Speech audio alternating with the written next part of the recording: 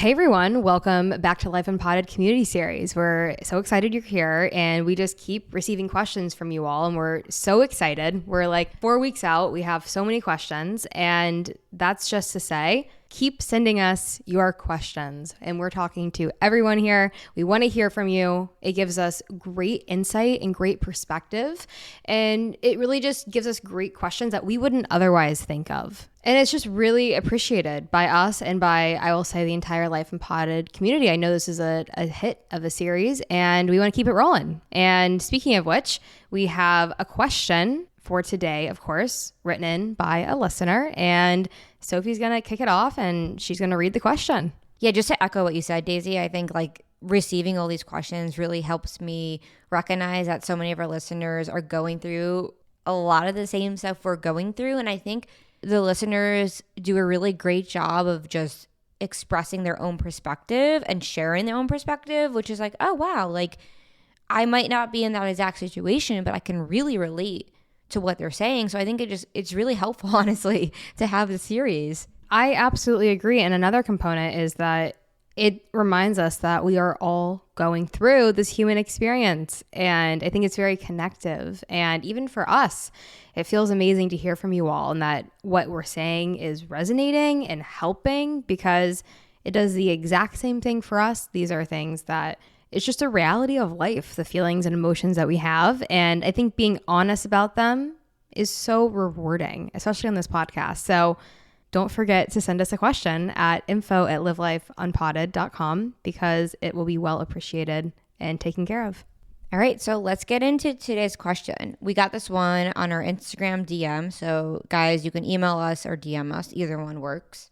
And the listener wrote, "Hi, Sophie and Daisy. I admire your beautiful work and your ability to put into words so many emotions we go through in our human lives.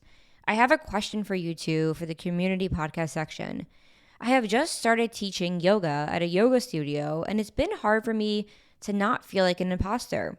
I feel like I should not be here, even though I've worked so hard to get there. I hear friends say I'm a good teacher, but deep in my soul, I am scared of messing up and having people realize I am not worthy of teaching, or I am not as good as other yoga instructors at the studio. I was born in Costa Rica, so sometimes I have an accent and trouble with my words, especially when teaching an hour-long yoga class. My biggest fear is messing up the words in front of a class and getting paralyzed because I feel dumb for making that mistake. I value myself and my roots, but sometimes I get this feeling that people see people with accents as dumb. How can I change the way I am perceiving myself now? Thank you and sending good vibes." I think that's an incredible question. And I think there's a lot to dive into there. I think we want to take it bit by bit and flesh out each and every corner of this question because we always can get the most out of every question asked to us. And I think first and foremost, what I hear is you don't trust yourself and you're not giving yourself enough compassion and enough love. And I think that's kind of the entry point of this is it sounds like you're being really hard on yourself, as we all are oftentimes, especially when we're entering new endeavors. So I think it's something to recognize that you're not alone in this and you're actually really strong for reaching out and having this question be put out there because it's showing that you're looking for answers, that you're looking to go deeper into what this means to you so that you can move through it, overcome this as much as you can ever overcome imposter syndrome, recognize that it does not have to impact how people perceive you. I know this is really a question around how you perceive yourself, and that's what we're going to get into. But I think that there's so much potential, and I'm so excited to get into this question because I know that there is going to be a big impact from this question. I'm sure you are a very impactful teacher just by the question that you've asked us today. I think let's first get into this concept of being an imposter. We've all heard it before. I have said it so many times. I just feel like an imposter. I just feel like I can't be doing this. Going back to when I was a lawyer, people being like, wow, it must feel really great to be a lawyer. And I was just kind of inside, then you zoom into inside your body and I'm kind of like, well, I don't know. I just feel like me. I just feel like Sophie. Even to the point now where I have a podcast with a lot of listeners where we're getting a lot of questions and I have people reaching out like, oh, wow, so great to talk to you. And I'm like, oh, who, me? Right? So to echo back what Daisy said, this feeling of feeling like you are kind of not good enough to be doing what you're doing is one that I think goes back to being a kid. I've been reflecting a lot about my younger years in middle school and high school and kind of like experiencing the world, like remembering that like during these years of middle school, high school, and going on to college, right? We really experienced the world on our own. You know, our parents send us to school and they literally just send us into this environment where we start to learn what it means to be cool, or we start to learn what it means to be popular. And our brain starts to develop certain associations of what certain people do, right? So a person who looks like that, a person who sounds like that, is somebody who should be in that role. And I think these associations start at this age and they build as we get older. And I think it's not until we put ourselves into new situations where we are making that transition of being somebody who was just normal, someone who we thought was just we were just average people, right? Just ordinary people. That's kind of what I thought of myself my whole life. I was just a person who was maybe not really high up on the hierarchy of where other people were. I would see other people and I would look to them and be like, wow, well, look at that person. They've accomplished so much. Or look at that person. Like they've achieved so much. Or look at that. Like just constantly comparing and assessing myself to other people. And I think when we spend our whole life comparing ourselves to other people, our brain develops this certain idea of what it means to be able to do certain things. So going to the listener, right? At some point in your life, even if that was through your yoga training or your yoga teacher training, where you started to look at somebody and say, this is what the perfect yoga instructor looks like. This is a person who embodies this goal I am trying to achieve. But you have to remember that all you're doing when you're doing that is you, the listener, or whoever's experiencing, you're experiencing somebody from your perspective, and you're then making the assessment that they have it all figured out, or that they are perfect, right? Or they just seem like they have it figured out. And all the while, like that person who you then think is perfect, who is the perfect instructor, that person, do the flip, zoom into what this person's experiencing in their own inner world, is feeling like a complete imposter. It's feeling like they have no idea what they're saying, is getting up on stage and making that presentation when they're so anxious, right? So I think to first respond to all of this is that when we're asking the questions about imposter syndrome and asking, I feel like an imposter, like how do I not feel like an imposter in what I'm doing? I think what we really should be asking is, why do I think there's such thing as being an imposter? Why do I think that there is a feeling state that I will ever experience that will feel like that thing I'm trying to achieve? So I just said a lot there, and I want, Daisy, I'm curious, I don't know, did that land? Like, did that make sense? How are you processing what I said? I think there's one in particular thing that stood out to me, which is the assumption that others who are that we think are perceiving us as not enough, not good enough, we assume that they have it all figured out. In this specific example, other yoga teachers saying, oh, you have it all figured out. I don't have anything figured out. And it's amazing how you have everything figured out. And I look up to you, but it's like, well, how can I ever get there? I can't understand how I'll ever get there. But I think the reality is that yoga teacher you may look up to and think is amazing, they're going to have their days where they question, am I a good teacher? What am I doing? Where I think that idea that everyone has imposter syndrome really debunks the uniqueness of yours, because it's not unique to you. And it's something that we all experience. Because I think you made a great point, Sophie, where you said that what does it really mean to feel like anything other than who you are? And I think the more you are able to just feel comfortable in your own skin, that's going to be where you are your most impactful and when you feel in flow. I agree. I don't think we're ever going to feel like we are a lawyer or a yoga instructor or a podcaster for the matter, we may never feel what those things are like because it's just a title after all. The question is, how do you feel while you're doing that activity? And I think the goal for us to get to is being in flow. And the reality is sometimes we're not going to be in flow when we're doing these things. And I think that is a time to learn to observe these thoughts and to reflect on them later and to recognize that, again, these are not unique thoughts to you. There's probably something else going on that's making you feel these things, right? What is that deeper thing that is causing you to think that you're not good at this? Because it's going to be outside of this profession as a yogi altogether. Anyone who is doing any sort of profession, they're at times going to feel like they're questioning it. And I think there is a level of, we are human beings and we have lives and emotions and past experiences. So those are always going to get brought up within whatever activity or profession that we're doing is.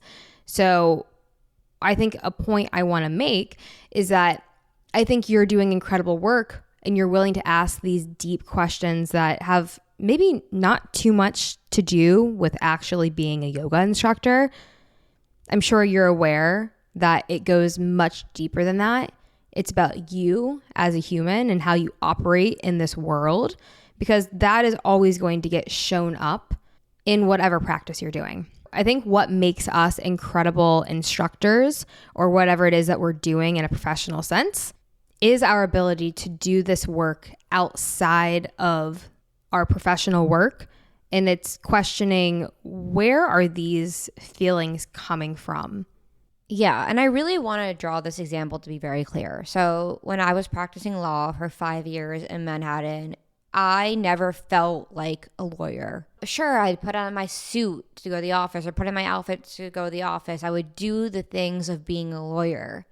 And when we zoom back and we assess that feeling state I had when doing something quote unquote prestigious, or doing something that one might think, oh, what does that feel like to be a lawyer? So then you zoom back, you look at Sophie when I was 25, so 5 years ago.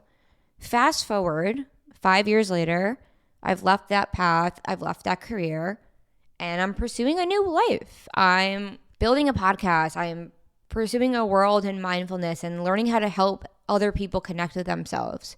What do I feel like right now? Well, I still just kind of feel like Sophie. Do I feel like someone who has a podcast that's got over 15,000 plays? Do I feel like someone who gets listener writing questions saying, I love your work, I think your work's amazing? Do I feel like somebody who's having such an impact on people's lives? So when you draw the parallel between me right now and me 5 years ago, you're going to see that in both situations, I'm doing something that the external world, that somebody might look at me and say, oh, Sophie has to figure it out. Sophie must feel really, really good, because on the outside, you're seeing that byproduct of the work I've done. You're seeing the podcast I've produced, or you're listening to that. Or when you're in the yoga class, you're experiencing the yoga class. And I've been in countless yoga classes where the experience that you're having in that class is in large part also based on the person who's practicing, not even the instructor, but the person who's in that class having the experience. So on the external outer world of people who are perceiving us, what they see versus what anyone feels is completely different. And the recognition I've had recently of kind of being like, why do I just feel like so uncomfortable? Why do I feel like I'm starting a coaching business. Why do I feel like I'm not a coach? Why do I feel like I can't do these things? Like, okay, I don't feel like, when will I feel this way? And that is exactly it. When we're waiting for a feeling state to arise, when we are waiting to feel a certain way. So I feel like an imposter until one day I wake up and I feel like I'm not. Until I feel like what it should feel to be that perfect yoga instructor, or what it feels like to be that podcaster or that musician. If you're constantly waiting and waiting and waiting to feel an emotional state that you attribute to what it means to be that thing you're trying to be, and then assessing the state that you're experiencing and saying, well, what I'm experiencing isn't what a really great yoga teacher will experience, you're going to spend your whole life chasing a feeling state that will never arise. Because there's no such thing as feeling like a yoga teacher. There's no such thing as feeling like a lawyer or a musician or an artist or whatever you do. Those are just concepts. That is just an idea that we've created. So the feeling state that matters is saying, I'm going to be fully present in this experience. I'm going to fully embody whatever I'm experiencing right now and move forward. And guess what? The people who are in your class will experience your class completely different than you're experiencing it. They'll be like, wow, she's a great teacher. Or wow, that I really had a great class. Because nobody knows the insecurities you're having in your mind and in your head. Oh, yeah. I have a lot of things to say. I think first and foremost, what we often do is we look at people and we think, oh, they have it all figured out. I think the podcast example was really great. Same with a yoga teacher. We look at them and we say, hey, oh my God, they're a yoga teacher. How cool is that? They must have it all figured out. They're following their passions. They're following what they love. They must get it.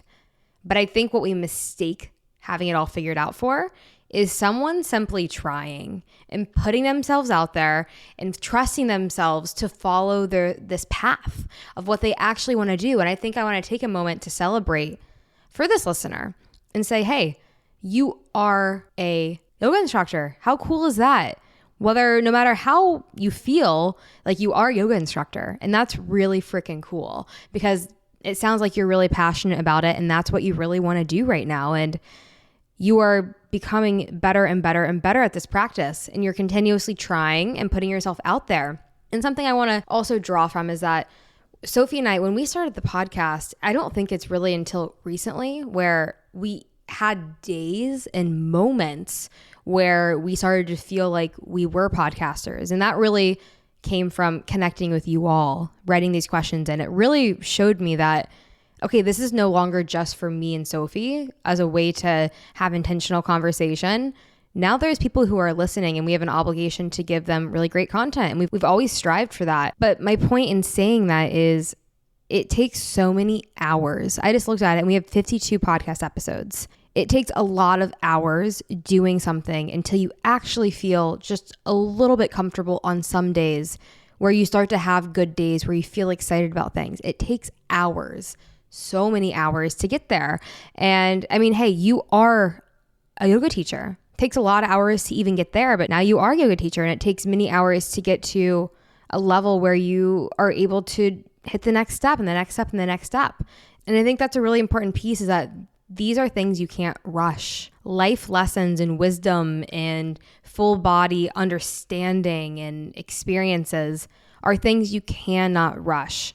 And if you take a step back, it's something you're going to realize is happening in every second. We are learning and processing and deeply learning about new things every second. It's just a matter if we are aware of that. And that leads me to something else I want to say about being a teacher in such a vulnerable place, such as a yoga teacher, is that when you're feeling insecure about what you're teaching or if you're in a class, I think calling out how you're feeling is really going to help other people feel comfortable as well, because they're going to resonate with, I have felt that in my life, or maybe I'm coming home from work and I felt that in my job today. And here's this yoga teacher being honest. I think authenticity and you showing up as you are and not being afraid to voice what you're feeling, it has a magic power of making it go away altogether. Acknowledging these things that are going to fester in your mind and not allow you to be present. Sometimes just commenting on it, making a joke about it is going to make you feel better and has a way of making others feel comfortable as well. And Sophie just raised her hand. I raised my hand because I was thinking, I'm like, wow, what if she came up with a flow or a practice that was all about working through the feeling of what it feels like to be an imposter? Wow, that is exciting. That's exciting because then it's like, okay, today we're doing a sequence of flow and what the intention we're setting. As the instructor, I'm setting an intention today is to work through the imposter syndrome that I feel teaching this class. Because guess what? How relatable would it then feel for the people in that class to go, oh, because these people are obviously viewing her as like an instructor who they probably look up to and probably say, wow, she has it all figured out. To go, oh, an instructor that I look to is actually dealing with all the same stuff I do. Oh, maybe I could be an instructor one day. Maybe I don't have to wait until I don't feel insecure to do that thing. So I think it's really what you're saying. It's like finding a way to be honest and vulnerable about the fact that you are feeling insecure. Maybe you don't exactly say that, but I mean, yoga is all about connecting to your mind and body, right? It's about connecting to these emotions and working through these emotions in the way that you flow and in the sequence of yoga.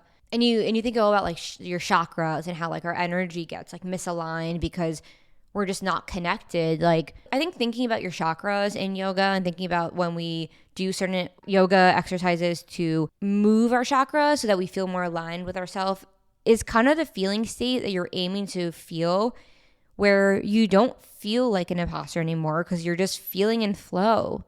So I think the way you don't feel like an imposter is to not listen to your thoughts, is to stop listening to the thoughts that arise that say, you're not good enough, you can't do this, you don't feel like a yoga instructor, and just say, oh, right, those are just thoughts.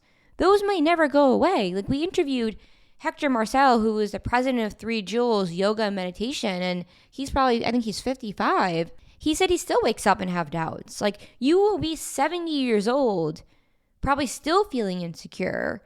So it's about separating your insecurities and recognizing that those insecurities don't mean anything about your capabilities. Oh, yeah. And I think when it comes to insecurities and things such as imposter syndrome, we have this urge to think, oh, yikes, that's bad. I'm going to push it away. Or I'm going to obsess over it. I'm going to think about it. And I'm not going to actually do anything about it, because sometimes we mistake thinking about it as doing something about it. And I think the reality is we have to soften with it, and we have to say, I may feel this way and I love myself regardless. I feel this way and I'm going to show up regardless and do my best and put myself out there, because I do think that these thoughts can sometimes stunt our ability to be our very best, and we actually will ourselves to actually not perform well. And that's the last thing you want to do. And I think when we give these thoughts a lot of weight and think of them as unique or no one else feels these things, we are putting ourselves in that position where we are risking putting ourselves in a position where we're not going to perform our best because we're caught up in these thoughts. And I think as soon as we recognize they are not unique to me, every single person on this planet feels it, whether it's someone who just isn't tapped into it and it manifests differently, or if it is someone who is a high performing executive, they go home, they take off their coat and they tell their partner, I am feeling like a complete phony today because I don't feel like I'm being true to who I am, or I don't feel like I am this person who can rule all of these different things. And I think that as soon as we can recognize the people who are in the highest places of power feel this, there is no separation between us and anyone. And I think that can be really empowering because it connects us. It makes you realize when you're teaching a yoga class that there is no separation between you and all of the people in your class. And really, you're able to host all of these people who get to come together and not think about themselves. You get to set that tone, which I think is so beautiful, because if you set the tone of not thinking about yourself, you're going to give those who are doing your class the permission to do the same as well. And I think that is probably the biggest gift you can give to someone who's spending an hour with you. And people are going to feel that, and they're going to love that, and they're going to want to come back. And I think that no matter what you're doing, and I think with yoga especially, just giving people the space, holding the space for them. And I think that it's something you're clearly thinking about. And I think the more you wrestle with these questions for yourself, the more you're going to be able to show up for those who you're teaching in your classes. I want to go to where she says in the note, I hear friends say I'm a good teacher, but deep in my soul, I'm scared of messing up and having people realize I'm not worthy of teaching, or I'm not as good as the other instructors at the studio. This is really, really deep. I've experienced this feeling. We all experience this feeling. And it's just that fear that people think there's something wrong with us and that people are going to find out this dark truth that we feel about our whole lives. And I had this experience when I went on their retreat a few months ago back in June, and I took a lot of mushrooms and I was on a mushroom trip. I confronted that feeling that I've always felt my whole life, of feeling like people were going to abandon me if they found out the truth about me. if they found out the truth about Sophie, like that feeling that we all feel like we have to hide from the world, that we don't want to be seen. Like we're also scared of being seen because we think there's something wrong that people are going to find.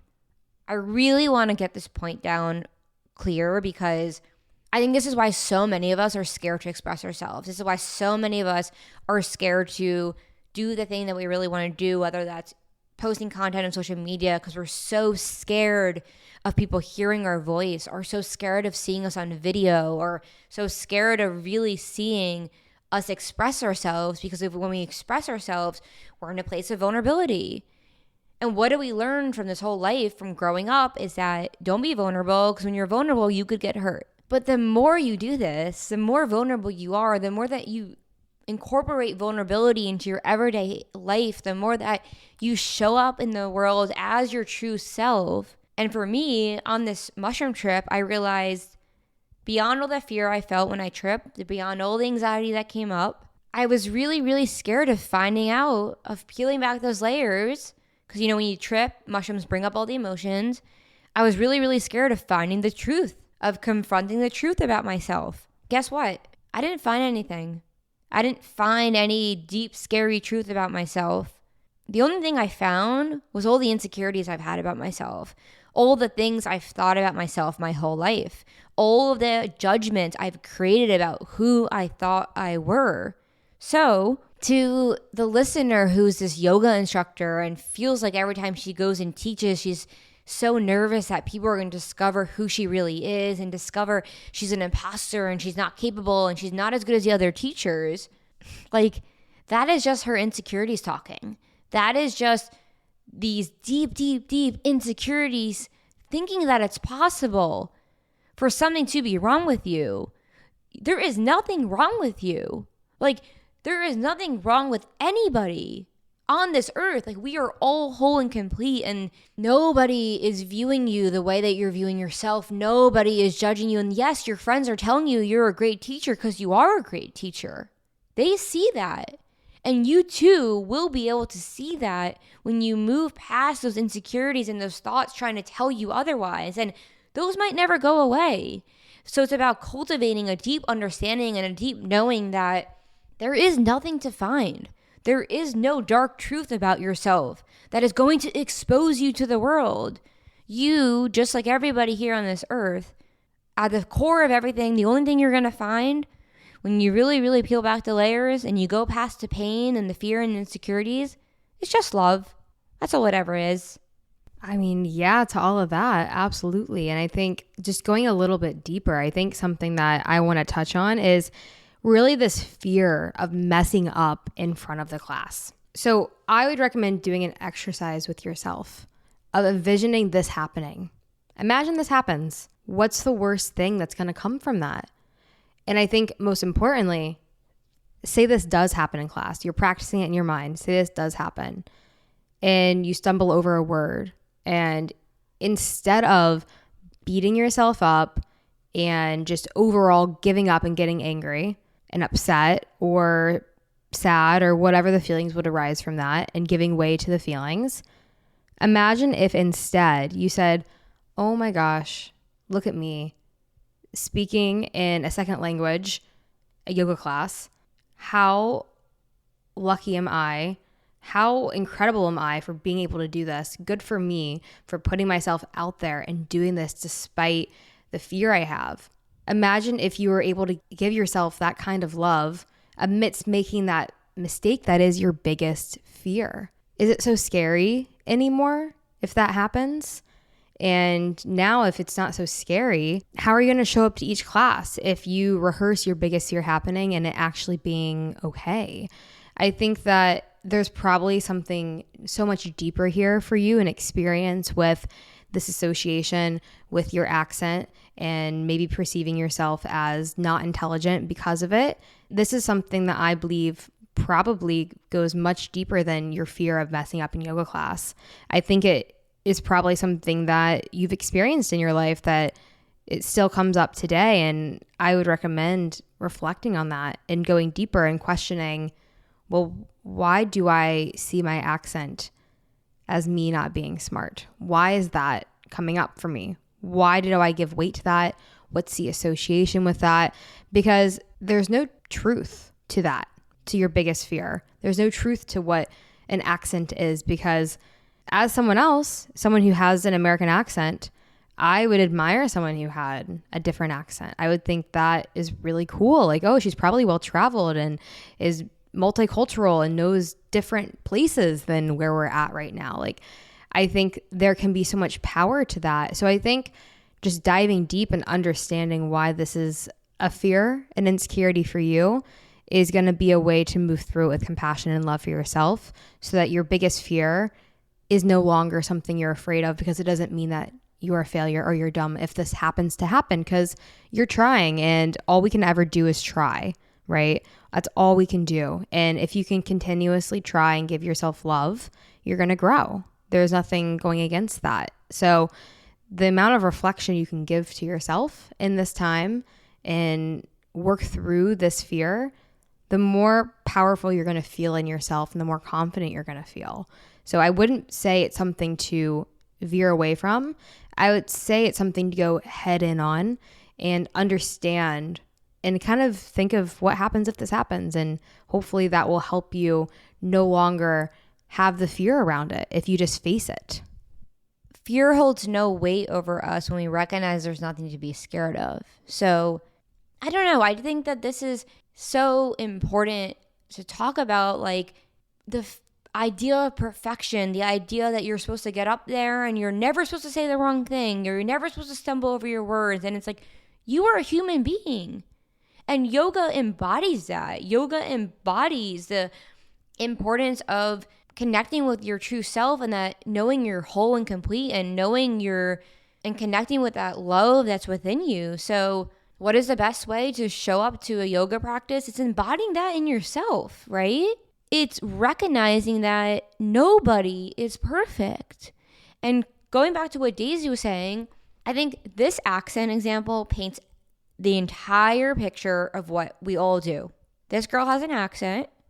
She is insecure about it. And to me, who has seen other people with accents, and I've always thought, wow, their accent's so cool. Oh, I'm kind of boring for not having one, right? And then on the other hand, she's internalized her whole life that having an accent means you're dumb. There is one component here, one common denominator across everything. It's when you are different, when you perceive yourself to be different than other people in society, you think there's something wrong with you. So there was some situation where you saw that, oh, not everyone has an accent. In any situation where you perceive yourself to be different than everybody else, creates this idea in our mind that we are different than the other people, and that there's a group that's smart, there's a group that's the right group, and we're not in that group. So therefore, we're stupid, we're dumb, we're irrelevant, we don't matter. But there's no such thing as these groups outside of our mind and our thoughts. None of this exists outside of the concepts that we assign to them. In reality, when you look at the trees, you don't go, oh, that tree is a fucking idiot because it's not as green as the other one. You go, no, they're just trees. Like, in nature, differences are celebrated. In nature, there is no such thing as perfection. You see the way leaves form. You see the way the water flows. You see the way everything, there's different flowers, there's different vegetables, there's different fruits, there's different plants. Like, the point is not to be the same in life. The point is to recognize that, yes, inherently on a universal level, we are the same, but the way we talk, the way we sound, our skin color, our eye color, whatever it may be, has absolutely no bearing on our inherent value. And that is something to be celebrated because that's beautiful. So I really wanted to just touch on that as somebody who, yes, I might have an accent to other people. Like, we all have an accent, right? That's another thing. Like, I have an accent to somebody who's from a different country. So it's all just perception. And when you recognize that if everybody has an accent in the world, right? Like, everybody has an accent in the world. If you're being perceived from whatever, from different places, you realize there's no such thing as an accent. It's just the idea of being different. And different only exists in comparison. This is a really, really great topic. Yeah, it is. And I think that leads us really to the final question of, how do I change how I'm perceiving myself right now?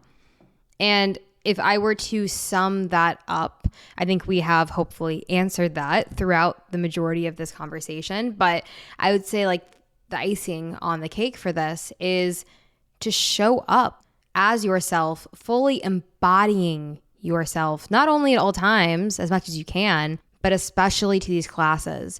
Show up as someone who has an accent, someone who feels like they're insecure about their accent and what that means about them. And also questioning if they should even be doing this, if they're worthy enough of teaching this class. I think showing up with all of that is going to allow you to show up as who you are. And while you may be perceiving that as how you feel about yourself, showing up in that vulnerability, emotionally, energy-wise in a class, people are going to feel that and they're going to like that and they're going to perceive it entirely different. I think the more you're able to show up just as this, the more you're going to see the positive impact of this and the more confident you're going to feel in your skin while you're teaching as you fully embody your whole self. Because your whole self is who you are. And that's beautiful. It's to be celebrated. And you know what people love to see is when people celebrate their whole selves, because everyone wants to be able to do this. So if you can just show up as you are with all of these insecurities floating around and not listening to them, eventually they're going to get quieter. Eventually you're going to feel more confident in yourself. And yeah, you'll have days where they come up stronger, but for the most part, you're going to prove to yourself that they are not true. You're no longer going to listen to them, and people are going to see you showing up as your full self, and you're going to inspire others to do the same. Because when you show up as your full self and push past your fears, there is no such thing as those thoughts and ideas you have about yourself. So how do you change the way you perceive yourself? Number one, recognizing the idea you have of yourself. Trying to understand, what is this rooted in? When did I start believing that I maybe was as not important because I had an accent, or in my whatever, even if it's not the accent, just at what point in my life did I start feeling like I wasn't good enough? And then, okay, maybe it's something you pick up in therapy. Go deeper in this. I recommend therapy to everyone, anyone and everyone. Go deeper in this. Try to understand, why did I start believing this about myself? And confronting that.